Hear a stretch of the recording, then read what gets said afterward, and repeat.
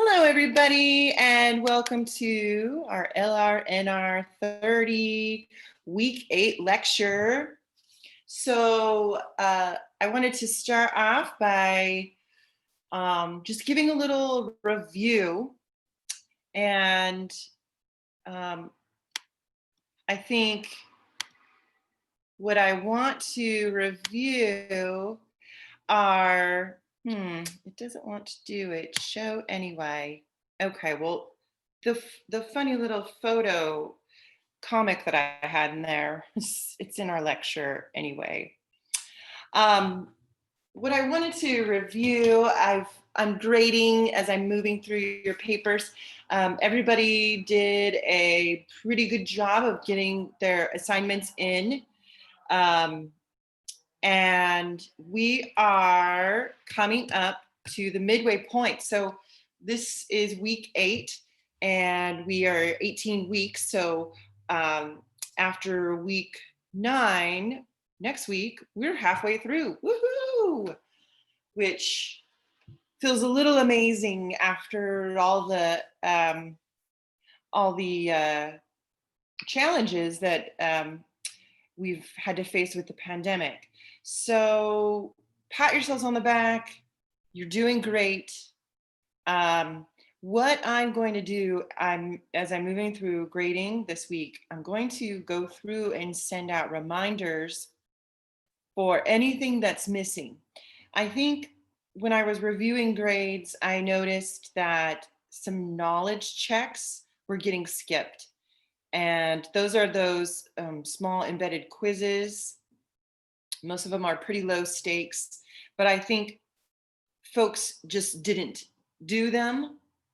And I noticed that was dragging people down. And as you probably noticed, nothing about this class is especially hard. I mean, all learning is hard. I'm not gonna say that because, you know, learning is challenging. Doing the reading is challenging. I know I leaned on you guys pretty hard last week, considering you had the banned books assignment and a tutorial, and you had to upload those 2 documents. So I know I leaned on you kind of hard last week, but I want to make sure that everybody's got the time to go back and do stuff. So I made this week backed off, and we have a discussion post, and we have the Google Scholar Arizona State University tutorial, which is I'm seeing people just breeze right through that. So great, y'all are using your schema and applying your searching behavior and strategies.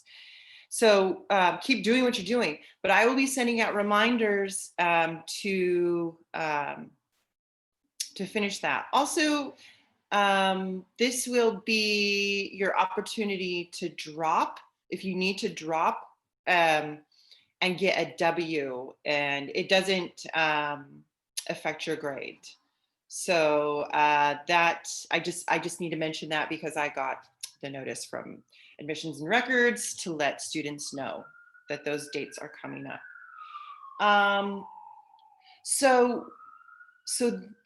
My one other reminder before we get going is in discussion posts. I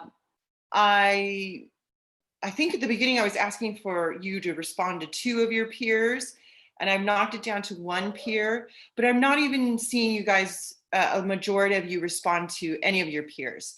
So that is something I really need you to pay attention to. Responding to your peer is an essential part of the participation and attendance in the class. And it's also a way for you to acknowledge your peers' work. You know, we are all separate and doing our own thing in our own little separate worlds. But by taking the extra step and responding to your peers, just that little bit of feedback, it goes a long way. So take your time to go back, post early. I do ask that you post by Wednesday, and then last chance response on Sundays. I'm saying last chance, but if you go back and make those modifications and post and let me know in an email, I will modify your grade. Okay, so there's lots of ways where if you feel like you're not where you want to be midway through, I'm an open book. We can work together. I can unlock things, and you can get your grade up. So, but do make sure that you're responding to one of your peers by Sunday. Okay, so that's my only critique of the class so far. You guys are rock stars. I am enjoying every minute with you. So let's keep it going. So this week we start to we do a little more searching. We also talked about confirmation bias. This portion right now for our slides is a little heavy on the internet portion, just because I think that it ties in to some of the controlled vocabulary, the metadata issues that we talked about. And these are those condensed, this is the condensed lecture that I'll be posting as well. But when we talk about metadata, we're thinking about that descriptive terminology that allows intelligent searching databases to use keywords. These are those labels. They're often coded, and they are they're data about data. Okay, so it sounds a little redundant, but it's a really important concept to understanding how even the entire internet works. All right, so let's take a little bit closer look at Google. We're gonna talk a little bit more about Google, because Google right now is the premier search platform in the world. We see almost 80% of search traffic is funneled through Google. And that is a pretty big deal. Some of the, if we're talking about different types of information like news, Facebook and Twitter start to take up a little bit larger chunk. But overall, all search queries are being funneled through Google. Google has a lot of different entities that fall underneath, including Google Maps, Google Scholar, as we talked about. So they've got a corner on the academic market. YouTube, which is one of the predominant ways that people are watching and gathering information and sharing information, and we use it for class too. We're going to look at the Gmail and Google Docs. We use that for our class, for our shared documents. Google Classroom, so you may have used it in your K through 12 setting, or we use Canvas. So same thing, it's a course management system, so Google Classroom. And then there's a whole host of sort of unknown, unseen entities that Google operates, including Google Analytics, which is more metadata collection, and I'll demonstrate that in a little minute. So Alphabet is one of the, is sort of the big overhead conglomerate, but within Alphabet Inc. Incorporated, Google is one of the companies, but there's also a holdings company. So all the money that Google makes, that's actually, they have their own investment firms and LLC holdings. So Google is really creating sort of a world of its own. And what this allows them to do is they can sort of self-generate money and tweak their investments to optimize their company. It's a pretty fascinating strategy, and something that almost all huge corporations do these days. So why do I keep talking about money? Oh no, I guess I'm gonna have to come out. Show anyway. Let's see what's going on. Let me just go ahead and do it this way. Okay. So why do I keep talking about money? Well, when we measure that um, the traffic, the only way that we can really measure it is on what Google reports for their advertising, and it's in the billions of dollars, and they have a huge majority over Bing or Yahoo or AOL. Um, there are, I think I mentioned in lecture, other companies as well, like Twitter and Facebook, and they each are their own microcosms of success, and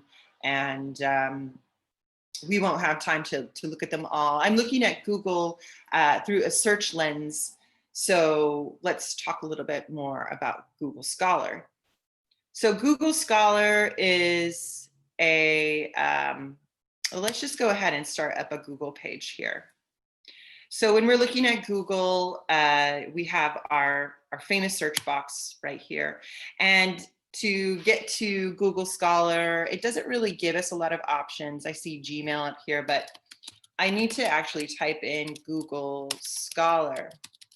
So I want you to notice this information right up here. This is what's called predictive text.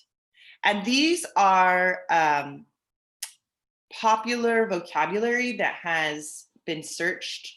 So Google says, if somebody's typing in Google Scholar, they probably want this. It looks like it's also searching a little bit of my search history. So it's probably using a combination of those two predictive text strategies to guess what I want to research. This can be kind of fun if I say like things librarians should know, stranger things librarians, funny things librarians do, things only librarians say. All right, so it's kind of fun to look at the predictive text and see what else, I don't know, if I'm typing in climate change, news, climate change is caused by, climate change facts, definition, a lot of other ways that are predictive. This can be helpful, but sometimes it can be distracting as well. So if we see something that we want to maybe grabs our attention, Google is actually channeling us into a curated page that they've indexed. So going back, let's go ahead and type in our Google Scholar. And so we're redirected. This is a pretty typical page for Google Scholar. I'm sorry, for Google. You have the company name information over here. I'm always floating up here. And then I can also have, skip between these tabs, books, news, and you'll see the titles of the news on the top, shopping, and then more. Videos will probably redirect me to YouTube, and then it gets more granular from there. I can set up my settings to say, I want it to show books always. But for now, I'm just going to go ahead and do my Google Scholar search. I'm going to go home. Ugh. Wow, way to really rope me into that shopping. Okay, back to Google Scholar. So this should look a little more familiar now. So when we are, when we're looking at web pages, I like to pay attention to what I call the hamburger. So it's these your settings. It's a way to get a little more control. I can look at my advanced search. I can look at settings, and I can set up alerts, my profile, my library. So if I saved items, I could look for that in there. We're using those, some of those same searching Boolean operators. I would recommend using those, using the quotation marks to enclose my phrase. What you can also do in Google is they've changed it. So, and well, looks like it's still very much, they want you to do the capital A and D. So before, it used to always have to be the capital A, capital N, capital D. But they've changed it. So you can do the lowercase a and D. You can also do a plus sign too. So that works in Google as well as minus. So if I want to climb and change without aerosols, so I wanted to find stuff that didn't have anything about aerosols, I think I'll have to look into this a little bit further, because I think that I might need to enclose it in parentheses. All right, but I put the minus in front of aerosols, and it looks like it took out. So I'm only getting articles, at least, don't have aerosol in the title. So when we are looking at these articles, the way that Google searches these is they don't have librarians going through and creating in-depth indexes. They do keep an index, but not the subject terms. So they're not going through and labeling all of these to make them more robust, searchably robust. They're mostly looking at the titles, and then they're often looking at the summary or the introduction in this case, and then drawing from those sources and the authors, drawing from those sources to name their titles. You can always look for the dates too. So Google Scholar, I think, is a really powerful search tool. I use it a lot. It's like anything else, it's only as good as the item's availability. So it can be sort of frustrating if you click on something that you really, really would like and it's not available, or it wants to charge you for it. In that case, that would be a good time to either come back to the library and search it in OneSearch and seeing if it's available through the library catalog, or you can also request it through what's called interlibrary loan. All right. So next up, let's take a look at Google Advanced Search. So Google Advanced Search also has that funny thing about it that makes it a little bit hard to find. So when I go to just Google, I'm just wanting to go to a straight Google interface. Oh boy, I don't want to go through all that again. Can I just go here? All right, great. In the library databases, usually it has like the advanced search options right around here where it's offering ways to refine. Google doesn't want you to do that. They really want you to use that predictive text option. That's where the power of their search engines and algorithms lie. Algorithms are by definition, they're predictive algebraic equations. So they're saying that most likely you are going to want this, or this in relation to this. And it always has to show you a result. So there's no nulls. Google will always show you something. There's times when you get to, when you've done a search and you get a nothing. But that is really not what Google wants to do. It really wants to give you something and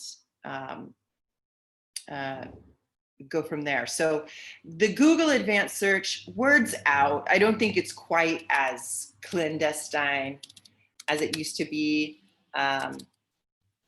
But still, it's amazing to me that you have to type it into its own interface to get to it. It's not up here. It's not offered here, or even over in my tiles. So I'm going to come and start off with the Google Advanced Search. So there's lots of ways to start digging around here. And this is where I like to search the rest of the internet. And when we're talking about evaluating information, which we're going to be going into next week along with citations, which is actually why I'm having you guys collect those journals. You'll be using those for examples for citations for coming weeks. So hang on to those. So anyhow, when we're looking at the Google Advanced Search, we're seeing all these words, exact words, any, none, and the numbers. Now, Google is not so great about sorting by date. And this can be problematic, I think. Well, I'll just leave it at that because I don't have a whole lot of thought on that. But the one thing that's nice about the library database is that you can go in and really cut back the date right away. They also have this ability to search by language and region. So if we wanted, say, you know, United States or California, that could be really helpful. Where I like to always go is I look at the site or domain. So they do give some suggestions here. So limit your results to a domain, .edu, .org, or .gov. So if we say that we want a .gov, we are saying that we want a United States government website. So whatever search terms I type in up at the box right here, it's going to search only United States government websites, that .gov. This is pretty helpful if I'm looking for maybe our, if I was continuing with my search example for climate change and aerosols, and I wanted to get some, well, I'll just do it. Get some feedback about what my government has to say about this issue, maybe some regulations or policies that have been put in place. Then this is where I'll want to go. Probably want to go ahead and say United States. I don't know if I can type it in. It's kind of disappointed. But again, because it's .gov is the United States government, I pretty much know I'm going to be searching in the US. If I wanted the Denmark government, I would type in DK. If I wanted the Great Britain, I would type in UK.UK. So these are easily found. You can just type in domain names by country and look them up. It's an interesting way to find out and narrow your domains. Okay, I could also say that I'm only interested in items that are PDF or a Microsoft PowerPoint, which can be helpful if you are maybe doing a .edu or .org search too. So pretty powerful. Exact words or phrase. So they are suggesting those quotation marks as well. And Google is encouraging you to use what we've seen. So here we have, you don't want rodent, so you do a minus sign right in front of rodent. So, look at the suggestions over on the right-hand side. Yeah, so if I come to my, go ahead and run my search, I'm seeing that I'm only getting a .gov. My results are they're pretty large, 168,000 results, but I do have only government websites, it looks like. And a lot of these look like they're from the, I can't remember what the NOAA is. I think it's like the National Aeronautics something. So I would need to spend a little time going through these and looking to see if any of these fit my need. I can continue to refine within that too. But Google Advanced Search is different from Google Scholar. I mean, it did search Google Scholar, but Google Scholar is one way that Google organizes their information. You don't see YouTube videos in there, but you might see YouTube videos in here. There's a .gov site. Okay, so here's all my scholarly articles right up here. So that's nice that it does redirect us to the, I could just, go straight to the Google Scholar and look from here. All right. So that's really what I wanted to talk about for the Google Advanced Search. And I think, using that, putting that in your toolbox, will be a very helpful tool to keep. All right. So, so let's also talk a little bit more about metadata. Yay, our favorite topic. And I found a couple of pretty cool sources that I wanted to share with you. So Google gets millions and millions of search questions, and come to find out about 20% of them are unique. Nobody's asked them before. And these searches are, well, they're analyzed. And there are a couple of websites that just analyze the data of Google. Okay, so this guy is super creepy, and check it out. He's gonna watch us type.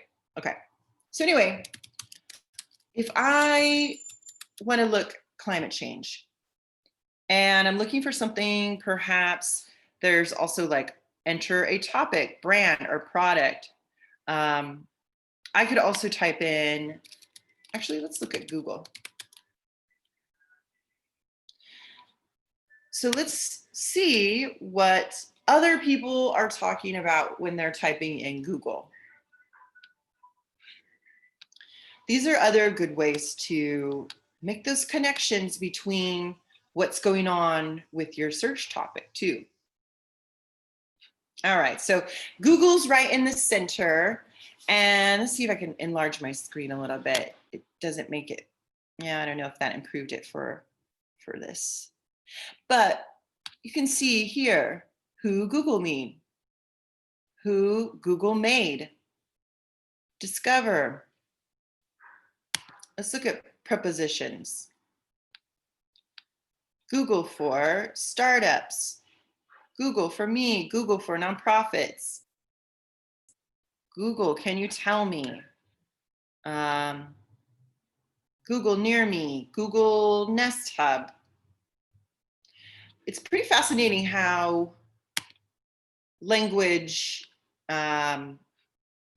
is changing, especially as these are being linked with our homes. So say Alexa, or there's Ring, all of these data collection points that we're installing throughout our house, and talking to those devices, the predictive text that I was talking about, they are collected, analyzed, and this is how it builds up a vocabulary and also maps the different ways that people talk.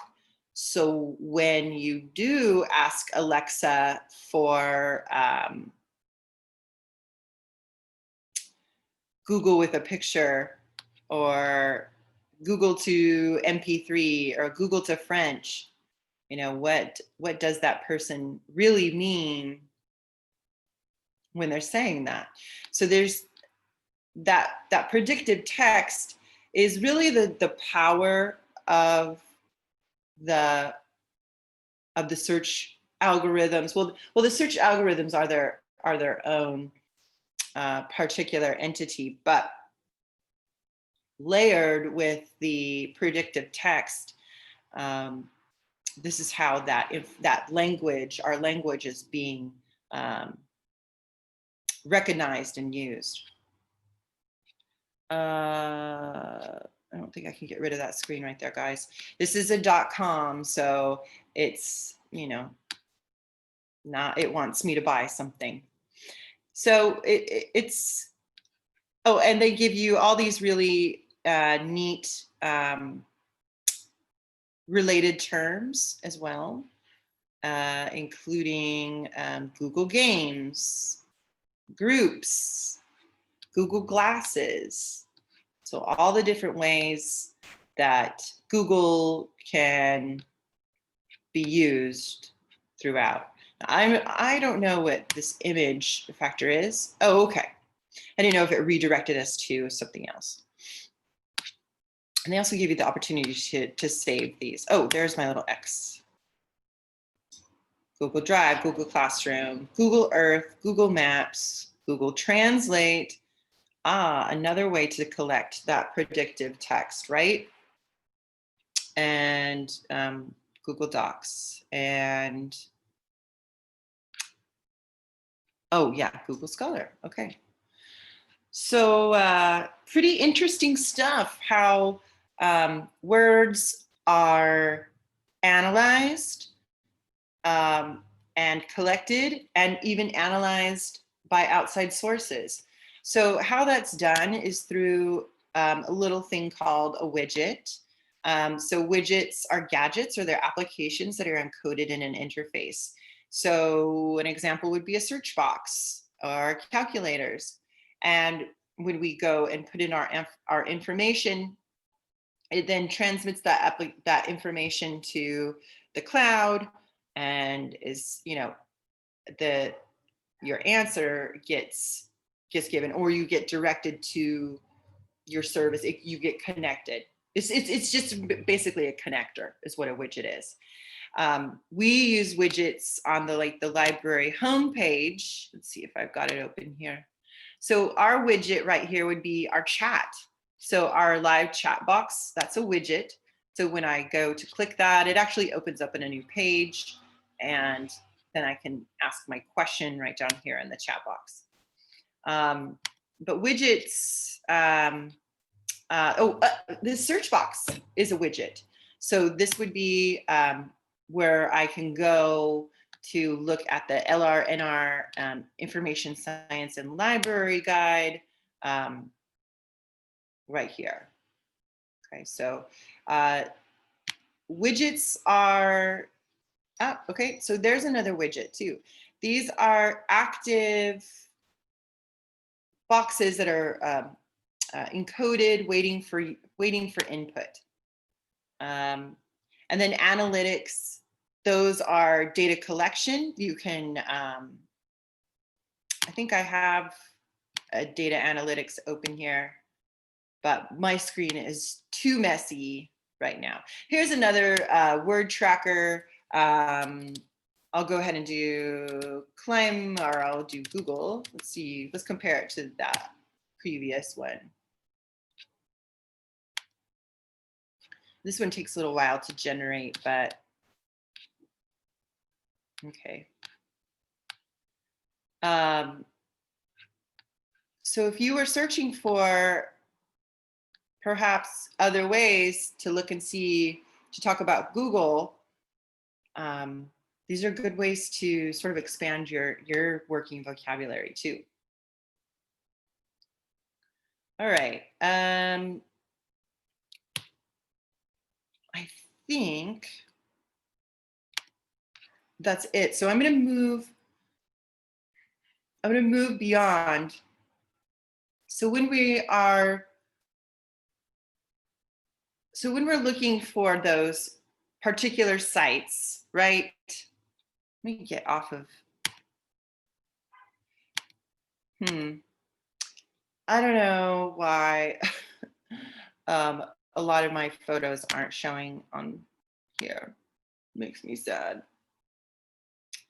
But I do have just a little quick overview as well. So let's take a quick look at our confirmation bias. And I'm going to go ahead and go into our module.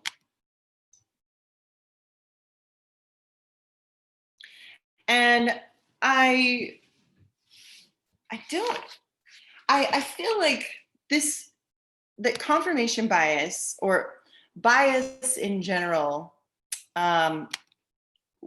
is especially important today because we are facing a whole new way that we interact with information. So when we look at evaluating information and we think about, who writes newspapers, what the experts are, from the editors to the managers, editors as managers, as information managers, journalists as information creators, and those roles are still very much in play, but we have a new consumer-driven news cycle that is 24/7. So we get information all day. We get alerts on our computers. We get alerts on our phones. We get it through television, of course. I think it's been shown that about 40% of Americans still get most of their news from television, but it's a much smaller amount. Most people are looking to their social media feeds, to getting alerts that way, or they have their information bubbles. And building trust through reputation, or building trust through confirming your own beliefs, is a way that news organizations have started to really capitalize on those information bubbles. So I wanted to highlight this really excellent, it's called the media bias chart. And we bought this. You have to buy it from the adfontsmedia.com. It was a whopping $15. This is, it is, and there is an interactive one that if you go to the website, you can interact, but this is just an image. These are news. They can be television, they can be newspapers, they can be websites. News has changed from being something that unified us. We all got the same information at 5 o'clock every day with the same broadcaster, with the local news, and then 6 o'clock we had the national news. same amount of new or same coverage, same stories, pretty much across the board. You maybe had 3 or 4 choices, and generally they'd all say the same thing. One might have a breaking story over the other, but for the most part, there was a unified message. So this didn't necessarily mean that we had the richest amount of information, but you could go to your newspaper, you could subscribe to a newspaper to get more in-depth coverage from your local newspaper, and then they might have some national news on the front page, and your sports, and then your local news. But as the proliferation of the internet has continued, we're seeing that there's a real breakdown of our ability to support news. We're seeing that local news is not being covered, and that's a real problem when it comes to democracy. The reliance of checks and balances comes from us, comes from people being diligent and being watchful, listening. But it also, man, nobody's got time for every city council meeting. And but reporters do. They go and they watch, and then they condense it and make it palatable for all of us. Not dissimilar from what like a trade magazine or a magazine article will do. It will give you, the important bits that you need to know, maybe elaborate on what that means, and you read it with your morning cup of coffee, and I don't like that tax, or they need to fix my road. Then maybe you go and you say, hey, fix my road. It has potholes all over it. Why are you fixing their road? This sounds dumb, but I'll tell you what, one of the number one local voting issues is always about roads. Roads are always, roads will always be one of the most important local voting issues. Anyway, so what you have is this new bubble of information where people trust and they want to have their values validated. They want to feel affirmed, even more so as we become more and more isolated. And it's happening to everybody. So this chart here draws those lines between original fact reporting and fabrication, just straight up lies. And then it draws liberal all the way over to conservative. And then, somewhere in between, we've got this neutral and partisan. So partisan means that you're divisive. Nonpartisan means that you don't care. It's either way. I accept you no matter what. I'm nonpartisan. Let's reach across the aisle and let's get it done. And then neutral means as objective as possible. Objectivity over everything. Okay, so you have sort of your top tier, and also transparency is a big deal. These are all, and a lot of these are owned by billionaires. So when we talk about Google, and I keep talking about money, we do live in this consumer-driven capitalistic age, and we need to accept the fact that money is one of the driving factors for our world of information, because information changes hearts and minds. Okay, so as an educator, I take my job very, very seriously. I know exactly when I'm saying something that people are going to have different perspectives. So I try to be as unbiased and objective as possible. However, there are lots of other ways that people get their information, and maybe they only listen to this or they only listen to this. And that's hearts and minds. And they increasingly we're seeing this searching behavior, or this consuming media consuming behavior. All right. I wanted to, yeah, we've got a few more minutes here. So when we are talking about bias, you know, I need to be as critical of my scholarly community as possible.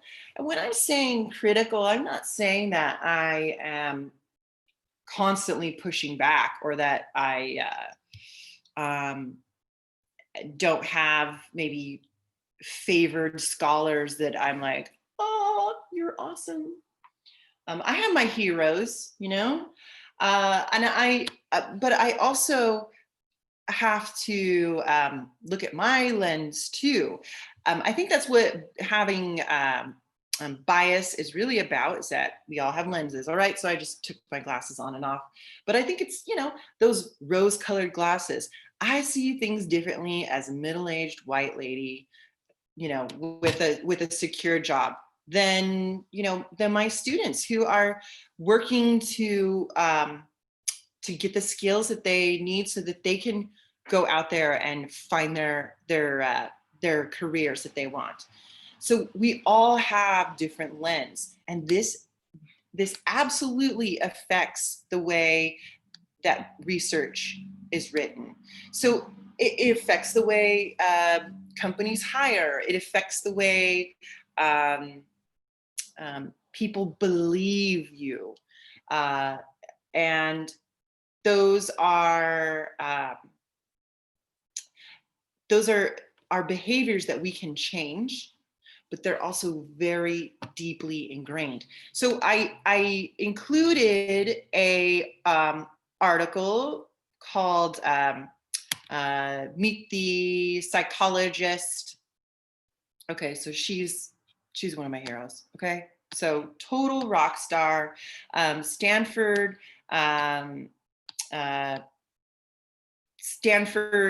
fellow, blah, blah, blah. Jennifer Eberhardt. And what her work is to take a deep look at the social cognition and how unconscious bias influences perceptions. So you better believe that this is the way that our brains work. So especially, and I say that with such emphasis because we are such a visually based consumer driven news information society. Like we want those pretty images. We want it to be visually interesting, or we go, or we leave we leave the conversation. So so Eberhardt wanted to do some studies about how those unconscious biases present.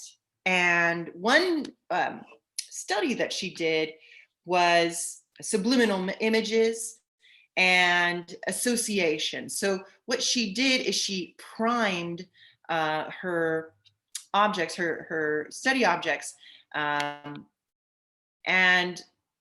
you know, with benign objects, and then up to a gun. And then she showed flash those images with police officers, with a range of you know, professionals and students. And she found that the subjects that were primed with the criminalized objects were quicker to notice a Black face.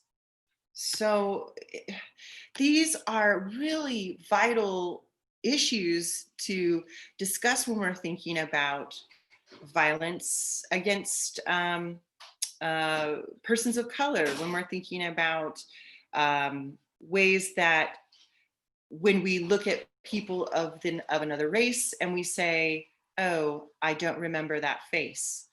This article goes into greater depth about that phenomenon, and it's a really excellent read. So this also talks about words. So when we're talking about the different why words matter, traffic stops in Oakland, officers tended to address white drivers respectfully, but more often used informal and brusque language with Black drivers. Why is that important? The importance is that objectivity, that when we're criticizing, when we're looking at our biases, we're being truthful with ourselves. We can see that if we treat people differently in small ways, that those often translate to bigger meanings in the end. So, and these are hardwired. So we really must work hard. Lastly, we, as our discussion, there's a 29-minute podcast. Oh, well, we won't have time to talk about social media. Oh, but there's plenty here. But the discussion this week goes into a fascinating podcast. It's 29 minutes. So put on your headphones, relax, grab a piece of paper, and make some annotations. And some of the guiding questions also relate to a Merced College Library guide. So some of the guiding questions are about Juneteenth and the Tulsa, the race riots. So how this kind of all comes together, and pulling in some resources that are specific to Juneteenth, not necessarily the Tulsa race riots, but that's okay. Because when we're thinking about, who we see and who we don't see, we saw in banned books that oftentimes the voices that get censored the most are minority voices. We saw that with the Bless Me Ultima and the willingness of the state legislature to ban cultural studies in schools. We see that increasingly that language is attempted to be suppressed. So when we acknowledge, gaps in our information, or we are trying to understand, things that are outside of our own personal lens, it's good to have a plethora of resources. All right, so the history of Juneteenth, Cook's ability to publish her work, the peer review